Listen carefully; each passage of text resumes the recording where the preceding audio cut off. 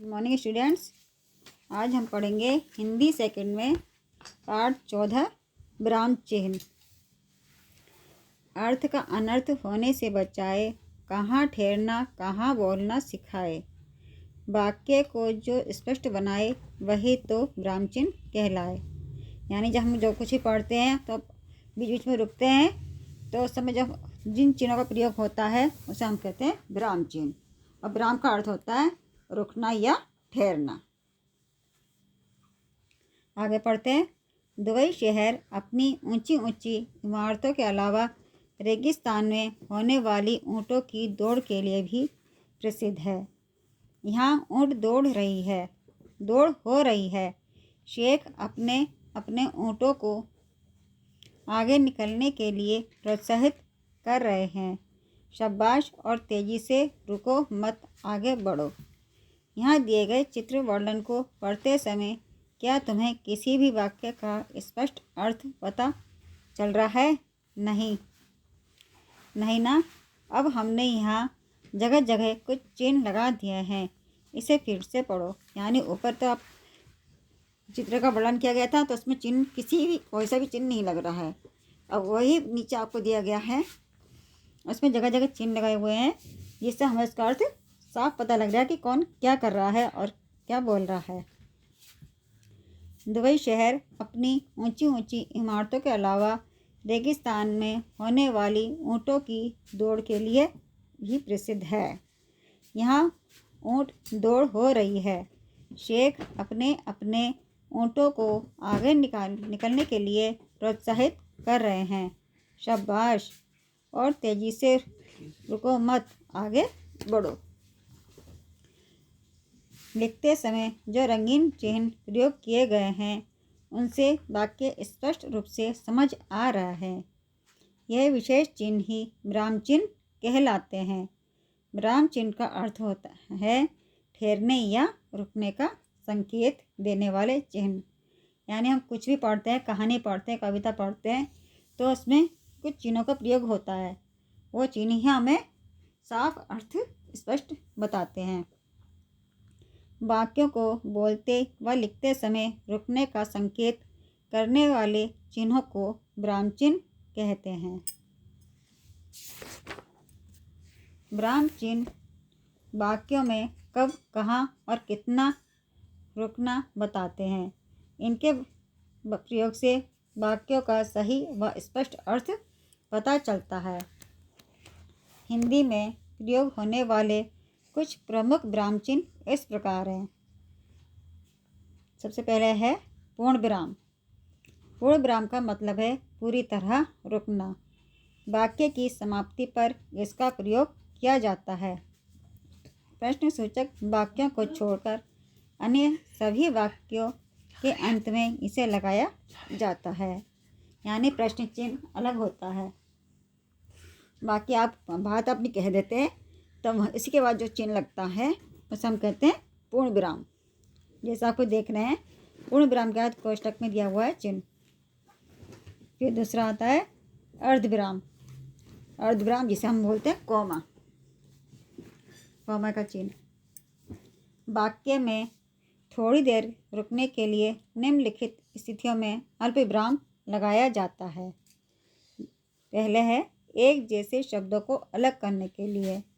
यानी आप किसी फल या नाम, एक से ज़्यादा नाम होते हैं, फल होते हैं, लेते हैं, तो उसमें कॉमा का प्रयोग किया जाता है। यानी अल्प विराम चिन्ह का प्रयोग किया जाता है। जैसे है राम, लक्ष्मण और सीता वन को गए। तो यहाँ राम, लक्ष्मण और सीता हैं, तो यहाँ एक व्यक्तियों के नाम है ना, तो उनके नाम के आगे कॉमा लगता है अल्प विराम चिन्ह। पिताजी बाजार से फल, सब्जियाँ, बिस्कुट और मक्खन लाए। इसी तरह से वाक्यांश को जोड़ने के लिए भी किया जाता है। सुमित सुबह उठा, ब्रश किया, नहाया और फिर विद्यालय चला गया। बगीचे में फूल खिले थे, चिड़ियाँ चहचहा रही थीं और लोग सैर कर रहे थे। इसी तरह से नीचे है किसी के कथन को ज्यों का त्यों बताने के लिए भी इसका अल्पविराम का प्रयोग करते हैं। जैसे रजत ने कहा, मैं कल विद्यालय नहीं जाऊंगा। सुजय बोला, वहीं रहो। फिर हाँ या नहीं के बाद और किसी को संबोधित करते हुए भी, जैसे नहीं, मैं यह नहीं कर सकती। फिर दोस्तों, आज मैं यहाँ मन की बात करने आया हूँ। फिर हमारा इसके बाद आता है अर्धविराम चिन्ह। अर्धविराम चिन्ह का चिन्ह वहाँ लगाया जाता है जहाँ अल्पविराम से थोड़ा ज़्यादा रुकना हो। अक्सर एक बड़े वाक्य में आए छोटे छोटे वाक्यों को अलग करने के लिए अर्धविराम का प्रयोग किया जाता है। जैसे किसान गेहूँ उगाता है, गेहूँ से आटा बनता है, आटे से रोटी बनती है। यहाँ 3 वाक्य हैं और वाक्यों के बीच में कौन सा लग रहा है? अर्धविराम का। उसी तरह से मैं ज़रूर आता, बारिश ने नहीं आने दिया। तो इसमें लगता है हमारा अर्धविराम चिन्ह। और अगला है प्रश्नवाचक चिन्ह।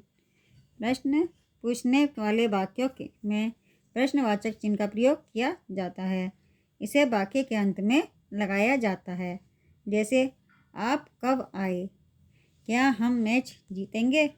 इसे प्रश्न पूछा जा रहा है, इसलिए इसमें प्रश्नवाचक चिन्ह लगता है। और इसके आगे एक हरा उदाहरण चिन्ह, ये ऊपर लगते हैं जब हम किसी की बात स्पष्ट करते हैं। जैसे कि ऐसी की ऐसी लिख देते हैं, बोलो भी, तो उसमें लगता है हमारा एक हरा उदाहरण चिन्ह। इस चिन्ह का प्रयोग किसी विशेष अक्षर, शब्द, व्यक्ति या वस्तु का नाम लिखने के लिए किया जाता है। जैसे गोदान मुंशी प्रेमचंद का मशहूर उपन्यास है। का अक्षर से शुरू होने वाले 5 शब्द लिखो। फिर आएगा दोहरा उदाहरण चिन्ह।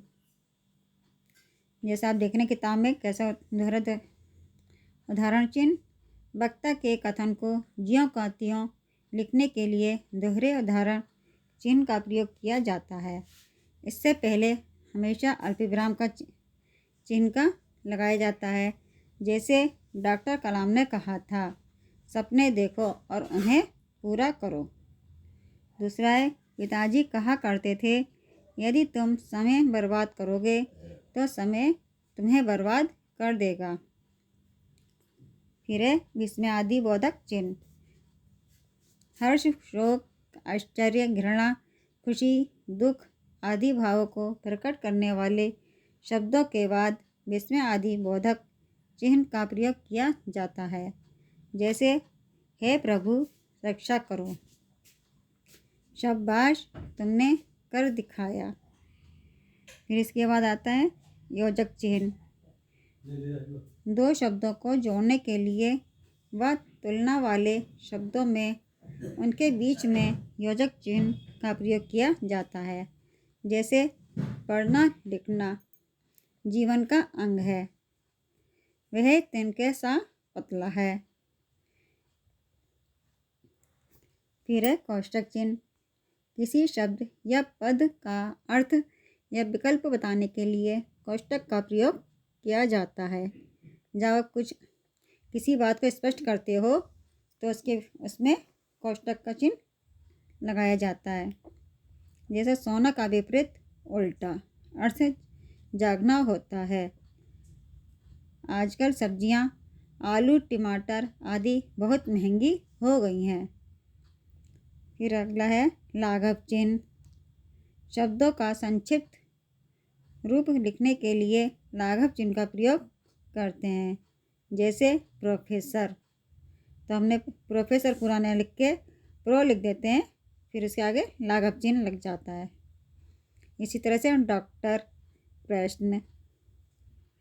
अभी आपने जाना पूरे चिन्ह कितने प्रकार के होते हैं। विराम चिन्ह होते हैं पूरी तरह से 10 प्रकार के, जो इसमें हम किसी में ज़्यादा देर रुकते हैं, किसी में कम रुकते हैं और प्रश्न पूछते हैं, तो इन सबके चिन्ह अलग अलग होते हैं। वाक्यों को बोलते व लिखते समय रुकने का संकेत करने वाले चिन्हों को विराम चिन्ह कहते हैं। इनके प्रयोग से वाक्यों का स्पष्ट अर्थ पता चलता है। समझ में आया ये चिन्ह कैसे होते हैं? अपनी बातों को स्पष्ट करने के लिए ये हमने विराम चिन्हों का प्रयोग किया जाता है। अगर विराम चिन्ह नहीं लगते हैं तो कहानी या कविता कुछ भी हो तो समझ में उनका अर्थ स्पष्ट नहीं हो पाता है। अब इसकी एक्सरसाइज है, निम्नलिखित विराम चिन्हों के नाम लिखो। यहाँ पर आपको विराम चिन्ह दे रखे हैं तो उनके नाम लिखिए कौन कौन से हैं। पहला है प्रश्नवाचक चिन्ह, दूसरा है लाघव चिन्ह, फिर है अर्धविराम, इसके बाद है योजक चिन्ह, फिर है पूर्ण विराम चिन्ह और विस्मय आदि चिन्ह। फिर दे रखा आपको कुछ वाक्य दे रखे हैं, वाक्य पढ़िए, समझिए और उसके आधार पर विराम चिन्हों का प्रयोग करिए। जैसे दे रखा सौम्या, रुचिका और सोनाली एक ही कक्षा में पढ़ती हैं, तो यहाँ पर आपका आएगा सौम्या में अल्पविराम और बाद में आएगा पूर्ण विराम का चिन्ह। उसी तरह से हवा से झूला ऊपर नीचे हो रहा है, ऊपर नीचे है ना, तो यहाँ पर आएगा योजक चिन्ह। इसके बाद है आज उसका परीक्षा फल आना है। ये हमारा वाक्य पूरा हो गया है, इसमें पूर्ण विराम चिन्ह आएगा। फिर क्या मैं तुम्हारे साथ खेल सकता हूँ, तो कौन क्या है ये प्रश्नवाचक चिन्ह, तो यहाँ पर लगेगा आपका प्रश्नवाचक चिन्ह। और उसके बाद है डॉक्टर सुशील हृदय रोग का इलाज करते हैं, तो यहाँ पर वाक्य आपका पूरा हो गया है, इसमें भी हमारा पूर्ण विराम चिन्ह आएगा। फिर अगला है गांधी जी ने कहा था अहिंसा सबसे बड़ा धर्म है। फिर गांधी जी ने कहा था, तो यहाँ पर आपका कौन सा आएगा अल्प विराम चिन्ह। फिर इनकी बात ऐसी कैसी लिख दी गई है, इसलिए इसमें आपका चिन्ह लगेगा आपका एक दोहरा उदाहरण चिन्ह, ठीक है। और सबसे आखिर में पूर्ण विराम चिन्ह।